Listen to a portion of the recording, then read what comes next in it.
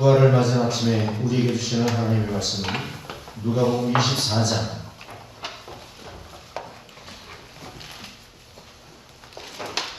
누가복음 24장 말씀입니다. 1절로 12절 말씀 중에 마지막 12절 말씀 한 절만 보겠습니다. 누가복음 24장 1절로 12절 말씀, 12절 말씀 제가 또 보겠습니다. 베드로는 일어나 무덤에 달려가서 구부려 들여다보니 사망한 종인 채 그 갱리를 놀랍게 여기며 집으로 돌아가니라. 네, 오늘 예수님께서 부활하셨습니다. 아멘. 여러분들은 이 성경 말씀을 이렇게 묵상을 해보면 오늘 같은 이런 본문 말씀이 여러분들 그 믿어지는 그 사실관계가 어떤 느낌으로 다가오는지 모르겠어요. 우리가 이제 믿음이라고 하는 것을 전제하고 신앙생활을 하다 보니까 사실은 이 성경에 있는 말씀에 대해서 크게 의심하는 바가 없습니다. 그래서 좀 이해는 잘 안 가지만 그래도 하나님의 말씀이겠거니 하고 그냥 아멘하죠. 아마 대부분 그렇게 우리가 이해하는 경우들이 많이 있습니다. 근데 성경도 어쨌든 사람이 쓴 글이기 때문에 썼을 때에는 여러 가지 조건이 있었겠죠. 또 목적하는 바도 있었고. 그래서 글이라고 하는 것은 작성할 때 작성자의 어떤 의도성 또는 목적성을 가지고 이렇게 씁니다. 근데 이제 그것을 크게 이렇게 나누어 본다면 어떤 목적을 가지고 쓰느냐에 대한 문제하고 이것이 사실적이냐라고 하는 이 문제를 이렇게 크게 구별해 볼 수 있는데 오늘 본문도 보면 그런 거예요. 어떤 목적을 가지고 썼을까? 또 한편으로는 이게 사실일까에 대한 그런 문제가 좀 있죠. 그래서 만약에 이제 이 후대에 오늘 내가 글을 써놓고 후대에 알려져야 한다든지 후대가 누군가가 이 글을 읽을 것이라고 하는 그런 전제하에 글을 썼다 할 때에 가장 저자가 마음에 이렇게 두고 쓰는 것은 뭐냐면 이걸 어떤 관점으로 읽게 될 것이냐 그리고 내 의도를 과연 읽어내는 사람들이 어떻게 잘 읽어낼 거냐 그게 이제 저자의 의도고 저자가 바라는 바죠. 그래서 오늘 본문을 이렇게 가만히 면면히 들여다보면 야 이거 좀 허구 아니야? 이런 생각. 이게 이런 상황이 좀 사실적으로 좀 맞아? 이런 상황이 어느 정도는 좀 약간 가미가 되어 있습니다. 예를 들면 이런 것도 있죠. 자, 예수님이 묻혔던 무덤은 우리 무덤이 아닙니다. 우리는 이렇게 땅을 파고 그 안에 이 관을 넣고 흙을 덮어서 공분을 쌓는 이런 거죠. 그럼 과거의 왕 같은 경우에는 기껏해봐야 돌로 쌓아서 이렇게 좀 도굴이 되지 않도록 그렇게 하는 정도. 그러나 그것도 역시 다 도굴이 됩니다만은 그러나 이 중동 지방, 특히 그 이스라엘 지역은 그렇게 하지 않고 이 우리나라처럼 이 산이라고 하는 것이 화강한 산이 아니에요. 그래서 좀 날카롭고 뾰족한 것으로 파 들어가면 파질 수 있는 그런 그 굴입니다. 그러니까 산입니다. 그러니까 돌산은 돌산인데 좀 무르는 돌산이라고 하죠. 그래서 거기를 파서 그 안에 관을 넣고 그리고 적정한 시간이 지나면 막거나 아니면 관을 넣어둔 채로 두고 들어가는 입구, 동굴 입구를 커다란 적어도 몇 사람이 움직여야만 가능한 그런 돌을 굴려서 그 입구를 막아두고 공세를 합니다. 이제 그런 것이기 때문에 예수님이 묻혔던 그것은 그런 것이죠. 그렇기 때문에 거꾸로 이야기하면 이 돌 무덤의 그러니까 입구를 몇 사람이 누군가 와서 의도적으로 돌을 굴려낼 수 있는 곳이기도 하죠. 근데 예수님이 묻혔던 이 무덤은 그렇게 할 여건이 되지 못했습니다. 왜 그러냐면 군병들이 지켰거든요. 군병들이 지켰기 때문에 그 군병들을 어떻게 따돌리고서 돌 무덤을 옮겨놓고 예수의 시체를 빼간다든지 하는 그런 일을 해결하기가 어려운 지경입니다. 근데 돌무덤의 문이 열려 있더라. 여기는 상황적으로 좀 어려운 부분이죠. 그리고 들어가서 봤더니 시신이 없어졌다라고 하는데, 시신이 없어졌다. 그러면 어떻게 됐을까? 시신이 없어졌다면 누군가가 가져갔거나 뭐 어떤 일이 벌어졌다는 이야기인데, 근데 내용상으로 쭉 보면 제자들은 전혀 이 내용에 대해서 아는 바가 없다는 거예요. 그런데 시신은 없어졌고, 근데 거기에 갑자기 등장한 인물이 있는데 천사 한 사람이 등장을 했죠. 그리고 그 사람의 말, 또는 예수님께서 나중에 오셔서 하는 말이 갈릴리로 가라. 이거 도대체 갈릴리는 또 이게 웬 갈릴리냐. 물론 성경에 이미 예수님께서 갈릴리로 가라 하신 말씀에 따라서 거기에서 만날 것을 이야기하고 있지만 잘 뭔지 모르게 아무튼 이 맥이 잘 이게 맞지 않는, 뭔가 이게 아기가 딱딱 맞아 떨어져야 되는데 그렇지 못한, 좀 석연치 못한 그런 부분들이 있습니다. 그렇다면 저자가 의도한 바가 뭘까? 여기서 이제 사실적인 그런 이야기를 우리가 따져본다면, 누군가가 만약에 이 글을 기록하면서 좀 더 이해하기 쉽게 술술술술 풀어가기에 얼마든지 글을 써 내려갈 수가 있었을 텐데, 그렇게 하지 않았다는 거죠.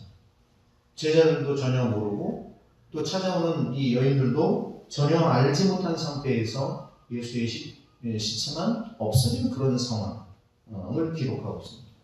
그리고 그 이후에 기록된 말씀을 보게 되면 엠마오로 내려가는 그 제자들에 대한 그 이야기와 마지막에 예수님이 승천한 이야기로 마무리를 하고 있거든요. 그렇다는 이야기는 어찌 보면 우리가 부정적인 시각을 가지고 지금 제가 사실은 이 장면을 들여다보면 이거 조금 문제가 있지 않냐 하는 그런 거죠. 그러나 문제가 있다라고 보기보다는 예수님께서 부활하신 논점에 대해서 놓고 글을 써내려갔다라고 하는 것을 우리가 충분히 엿볼 수 있는 그런 오히려 대목이 아니냐 이렇게 보여진다는 거죠. 그래서 새벽부터 향품을 가지고 무덤을 찾아간 이 여인들에 대해서 주 예수의 시체를 찾았다 이렇게 말하거든요. 근데 이미 군병들에 의해서 죽임을 당한 그분을 찾아가는 것도 조금 시대적 그 정치적 상황이 그렇게 녹록한 상황은 아닙니다. 그런 상황에서 자신의 어떤 목숨의 위태로움도 극복해가면서 이 새벽 비명에 그 여인들이 향품을 가지고 죽은 예수의 무덤에 갔다라고 하는 것도 어려운 일인데 어쨌든 갔다라고 하는 거죠. 그러면서도 그 시신에 대한 예를 존칭을 쓰고 있다는 거예요.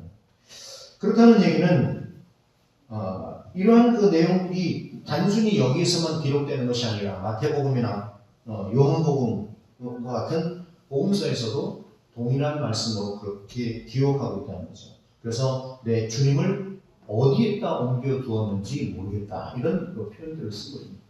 그렇다는 얘기는 여전히 후대적인 기록일 수도 있겠지만 예수님의 부활이라고 하는 것을 전제하에 이 기록을 충분히 하고 있다라고 하는 것을 우리가 알 수 있다라고 합니다.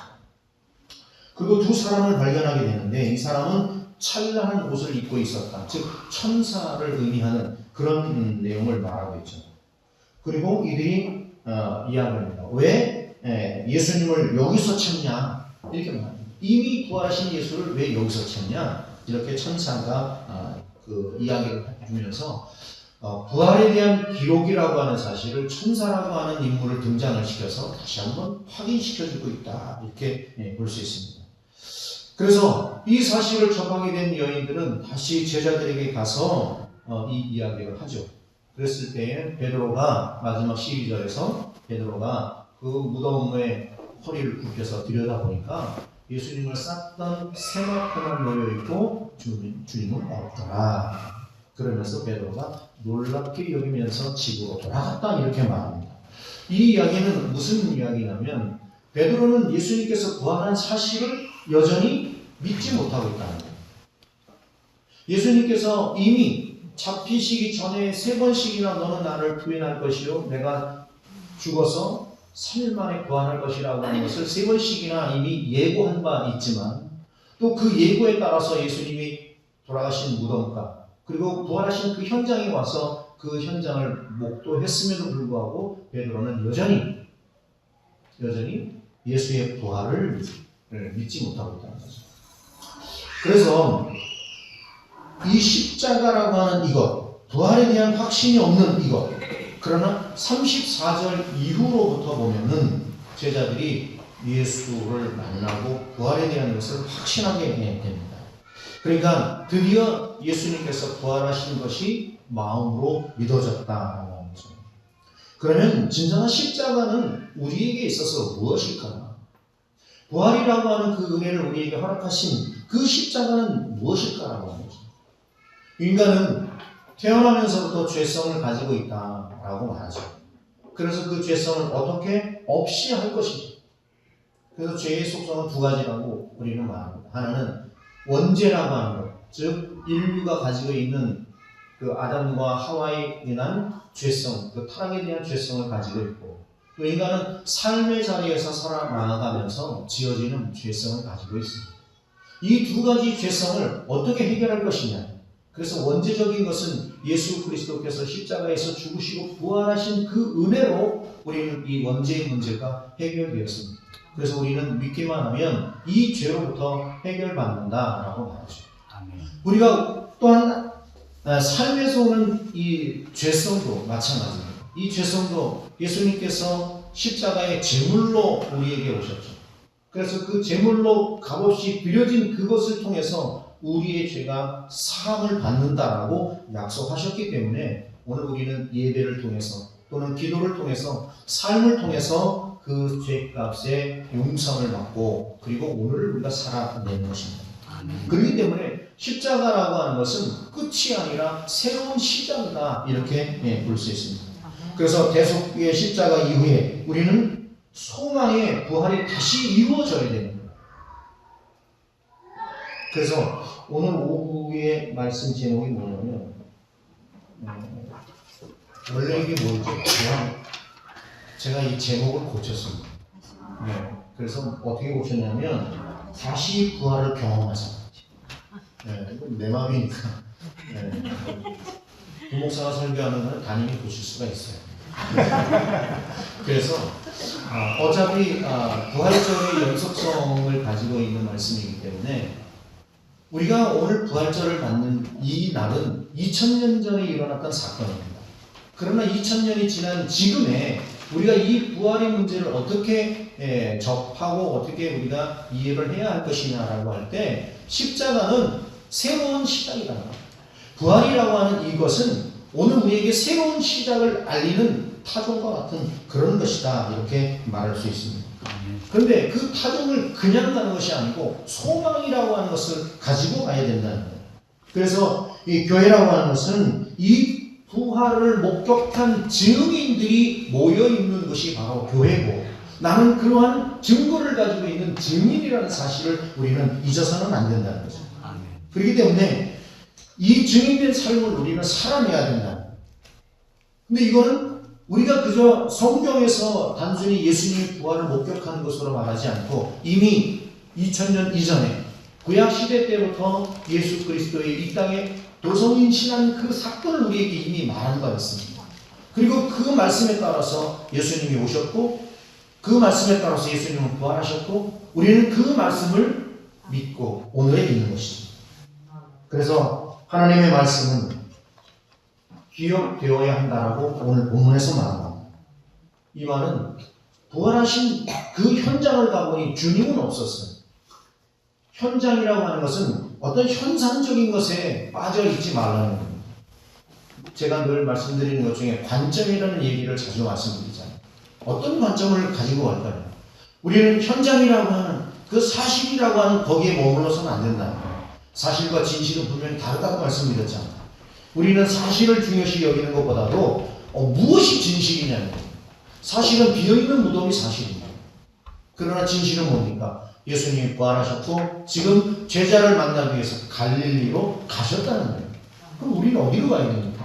무덤으로 가야 되는 것이 아니죠. 부활하신 다시 만나기로 약속한 그 장소로 가야 되는 거예요.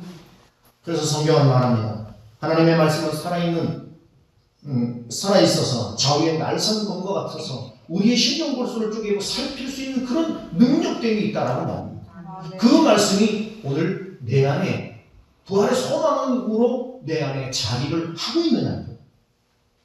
그렇기 때문에 우리는 이 말씀이 내게 생명으로서 내 안에 자리할 때 부활의 소망을 가진 사람으로 오늘을 우리가 살아낼 수 있다는 거예요. 아멘. 오늘을 살아낸다는 것은 분명한 것입니다.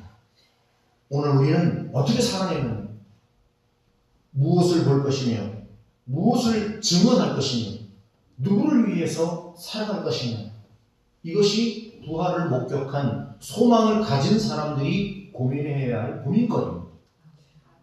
무엇을 볼 것입니까? 빈 무덤을 볼 것입니까? 아니면 부활하셔서 오늘 우리를 만나기로 하시고 약속 장소에 기다리고 계신 그분을 우리는 볼 것이냐는 거죠. 우리는 무엇을 증언할 것입니까? 증언한다는 것은 알고 있는 것, 내가 목격한 그 사실을 증언하는 거예요. 여러분 무엇을 목격했습니까? 부활하신 그 예수를 목격하셨습니까? 그렇다면 그걸 증언하십니다. 부활하신 주님을 목격하셨어요? 아멘. 어디서? 네. 어디서 났어? 그럼 같이 좀 보자고 되지. 우리는 이미 성경은 살아있는 말씀이라 했잖아요. 성경을 통해서 우리는 이미 부활하신 예수를 경험했습니다. 아멘. 그리고 내 마음의 감동을 통해서 하나님의 역사가 이미 내 안에 부활의 소망으로 오셨습니다. 그렇다면 우리는 이것을 증거해야 됩니다. 근데 이것이 누구를 위한 증거여야 합니까? 바로 주를 위한 증거가 되어야 됩니다. 근데 우리는 신앙생활을 하면서 기억하라 한 이 말씀에 대해서 자꾸 우리는 딴 생각을 합니다. 기억하라는 것. 기억하라는 것은 되새김만 하라는 얘기가 아니에요. 오늘 말씀에서처럼 보라, 뭘 보냐는 거예요. 만나야 보는 것이지 현상적인 그 봄을 가지고 우리가 본다라고 말하는 것이 아니라는 거죠. 기억해야 되는 거예요. 무엇을 기억해? 주님께서 말씀하신 살아있는 그 말씀을 기억해내야 된다. 아멘. 그럼 기억해내려면 어떻게 기억해냅니까? 하나님의 말씀이 평소에 내 삶을 어떻게 심령 골수를 쪼개는 말씀으로 나에게 다가왔는지를 기억해내는 거죠. 이것을 우리는 흔히 첫사랑이라고 합니다. 여러분께서 처음 예수를 만났을 때에 그 첫사랑의 감격이 있었을 겁니다. 그 감격이 무엇인지 한번은 되새김해보자는 거예요. 그랬을 때 우리는 어떻게 하나님께서 그 감동을 통해서 나에게 다가오셨는지 그것을 다시 한번 되새김해보자는 거예요. 그런데 우리는 흔히 그렇게 얘기하죠. 시간이 없어. 시간이 없어서 하나님을 섬기기 어렵고 물질이 없어서 하나님을 섬기기 어렵고 그런 이야기입니다.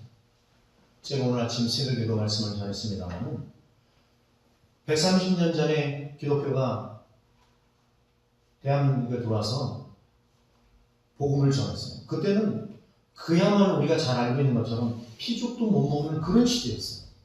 그런가 하면 1895년에 청일전쟁이 어디에서 일어났어요? 한반도에서 일어났어요. 일본과 청나라와의 전쟁이 우리나라 땅에서 일어났다니까요. 1905년 3년에 러일 전쟁이 어디에서 일어났어요? 한반도에서 일어났어요. 아니 왜 외국에서 싸움이 일어났는데 왜 그 전쟁터는 왜 한반도에? 그만큼 우리나라가 열악했다는 거예요. 그래서 조선이라고 하는 나라를 버리고 대한제국이라고 하는 이름으로의 바꿈이 있었지만 그것도 되지 않다는 거죠. 그래서 국민들은 피폐하기 시작했습니다. 민심은 흉흉하고 경제는 어렵고 정치는 신뢰를 잃어버렸고 결국에 와서는 일본에게 통째로 빼앗김을 당하는 이런 불운을 당하죠. 그럴 때 민초들, 백성들의 마음은 어떻겠어요? 피할 곳이 어디예요? 그 전쟁에 피할 곳이 어디였냐면 교회였답니다. 그래서 사람들이 교회로 몰려옵니다. 그랬을 때 이들에게 진정한 참 평안을 주었던 것이 뭐냐? 성경이었어요. 예배였어요. 부흥이었어요. 그래서 부흥회를 통해서 심령이 변화되는 그런 은혜를 경험하게 됩니다. 그랬을 때 이들은 하나님을 위해서 헌신을 하게 되는 거예요. 가진 것이 아무것도 없었어요. 헌금을 하려고 할 것이 없는 거예요. 그래서 우리나라에만 있는 날연보가 이때 시작됩니다. 날연보라는 것은 그거예요. 하루 24시간에 11조를 하나님께 드리는 거예요. 한 달 30일에 11조를 하나님께 드리는 거고 1년 365일에 11조를 하나님께 드리는 거예요. 내 가진 것이 없어서 내가 이 시간을 하나님 앞에 제물로 드립니다. 그래서 어떤 사람들은 1년 3개월을 드리는 사람도 있었고 3개월에 한 달을 하나님께 드리는 사람도 있었어요. 그래서 그 사람들은 모든 자비랑을 통해서 전도를 하고 선교를 하고 교회에서 봉사를 하고 그런 일을 했습니다. 교회는 운영돼야 되는데 자금이 없으니까, 헌금이 없으니까 교회가 운영되기가 어려웠어요. 근데 우리는 원래부터 선조들이 그 정한수를 떠놓고 기도하는 그런 습관이 있었던 것처럼 쌀 한 줌을 떠서 자녀들을 위해서, 가족을 위해서 늘 이렇게 떠놓는 단지가 있었어요. 쌀단지. 그래서 그거를 때에 이르게 되면 모아서 떡을 해서 제사를 드리고 나누는 그런 관습이 있었죠. 근데 그것이 예수를 믿고 하나님을 영접하다 보니까 미신이었고 잘못된 것을 알았습니다. 그래서 그러나 자녀들을 위한 기도, 가난하고 소외된 자를 위한 기도는 그치지 않겠다라고 하는 신념으로 밥을 지을 때 밥에다가 십자가를 붓고 쌀을 불 때 십자가를 붓고 한 수저를 퍽 냈습니다. 그것이 섭리의 근원. 그런 근원을 통해서 교회를 섬기기 시작했어요. 전도자를 섬기기 시작한 거예요. 우리는 그렇게 신앙의 바탕이 있습니다. 그게 우리 대한민국만 가지고 있는 신앙의 전통인 거예요. 그런 전통으로 우리는 하나님을 섬겨왔어요. 그 이야기는 오늘 우리가 어떻게 하나님을 섬길 것이냐에 대한 문제는 곧 내가 하나님 앞에 마음을 어떻게 둘 것이냐. 성경에도 물질이 있는 곳에 마음이 있다 말씀하죠. 제가 강조하는 것 중에서 거지 왕자라는 동화가 있습니다. 어느 날 거지가 왕자가 됐어요. 그리고 왕자는 거지가 됐고. 근데 이 두 사람은 굉장히 힘든 삶을 살죠. 왜? 전혀 경험해보지 못한 삶을 살아야 되기 때문에. 특히 거지였던 아이가 왕자가 됐으니까 이 아이가 고통이 이만저만이 아니에요. 왜? 이 친구는 왕자가 아니라 뭘 해야 돼요? 왕자의 노릇을 해야 돼요. 여러분, 예수를 믿는다는 것은요, 노릇을 하는 게 아니에요. 주인이라고 하는 것은 주인 노릇을 해서는 안 되는 거예요. 예수 믿는 사람들은 주인 노릇을 하면 안 돼요. 주인이어야 돼요. 나는 교회고, 우리는 교회 공동체입니다. 그렇다면 우리 모두가 주인이어야지. 주인 노릇하지 마세요. 우리는 주인입니다. 교회의 주인인 것을 우리가 기억하시고 오늘 그 말씀에 따라서 무엇을 볼 것이며 무엇을 증언할 것이며 누구를 위한 주인된 삶, 오늘의 삶을 살아낼 것인가에 대한 거룩한 고민을 이루어 가십시오. 아멘. 그래서 주님께서는 마지막에 그래 너 수고했어. 그래 너 수고했어. 그것으로 자족할 줄 아는 저와 여러분들이를 주님의 이름으로 축원합니다. 아멘. 걸어가신 아버지 하나님, 오늘도 아버지 하나님의 부활을 통하여서 우리에게 커다란 은총을 허락하시고 나 같은 죄인을 용서하셔서 아무 분노 없으나 의인의 자리로 인도하여 주신 그 은혜에 오늘로 감사와 찬송과 영광을 올려드립니다. 온전히 우리의 심령이 주님 앞에 붙잡힌 바 되어서 오늘이라 하는 이 날을 아버지 하나님 말씀에 힘입어 살아낼 수 있는 능력되게 있게 하여 주시옵소서. 그래서 부활의 소망을 가지고 오늘도 내 삶의 현장에 당당한 하나님의 백성, 하나님의 주인으로서 이 땅의 주인으로서 온전히 살아갈 수 있도록 아버지 하나님 인도하여 주시옵소서. 아멘. 감사드리고 예수님의 이름으로 기도합니다. 아멘. 네, 오늘은 부활주일이기 때문에 성찬 예식을 가지도록 하겠습니다. 다시 한번 사도신경